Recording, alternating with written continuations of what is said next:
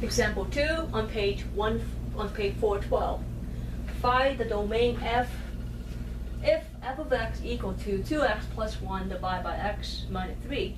Now, this is very similar to the example 1 that we saw earlier. Okay? Alright, let's talk about domain.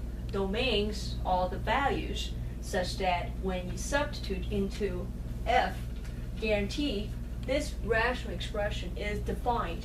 So find all values of x. That means find all value of x such that when you substitute to f, guarantee this quotient right here is defined. Does that mean any x that does not make the denominator x minus 3 equal to 0? Okay? Now, to do that, you can apply the method we did earlier for example 1, but for here I will start over. Solution. So the denominator x minus 3 is equal to 0 when x equal to 3, we saw in example 1. Okay? That means if x equals 3 and you substitute to denominator, will make denominator equal to 0. That means this quotient or rational expression is undefined because a numerator divided by 0 is undefined. So that means we don't want this value of x. We don't want x equal to 3 as we don't want x equal to 3 in the domain. We don't want that because x equal to 3 will make this rational expression undefined. So that means you would say, now, you can write the domain in set notation or in interval notation. I would write it here in two forms for you, okay? So, domain in set notation, we use braces x such that x, now x can be any number except when x equal to 3, okay? So we say x is any real number, okay? Is any real numbers in, okay, x not equal to 3, and close the braces here, okay?